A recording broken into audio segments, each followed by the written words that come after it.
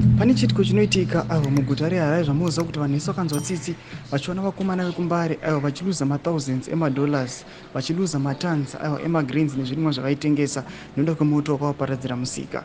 Pane chitiko chatoona kuti aiwa toona kuti mavhendors nevanhu vanotengesa ikoko aiwa vanosimuka vomobilizer vofesa the government kana kuti city council yemuguta guru reZimbabwe reHarare vatira masviko kuti any plans dzamungada kuita kuda kuti evicta kana kuti bvisa aiwa tiri kunoenda against panochohwa muno. Sambina mashoko anobuda togwa nemavhendors vanhu vanotengesa musika uyu ndoti wasubscribe like turn on the bell icon. Timina pahendo yeTechMark TV vanobuditsa this brave woman ari kubuda ari recorded achitaura mashoko ekuti without mentioning names, vendors at the Mbare Musika retail market says they will resist any attempts to remove them and relocate them elsewhere.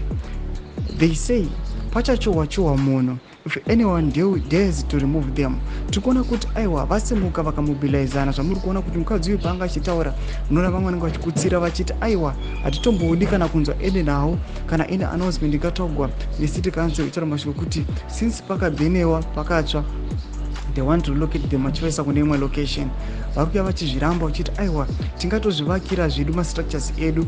Aiwa kune vanhu vane tsitsi vanokwanisa kuya vakatibetsera kuti tikwanise kudzosera Mbare painga iri kana kutoimprova zvainga iri. Kana pane vanenge vachida the video munowana link iri mucomment section medu patiri kuona kuti aiwa vakadzi ava nemavhendors ava vari kuya panapa vachimobiliza vachiti yes noziva kuti government iri brutal but izvi aiwa izvi hatiteereri.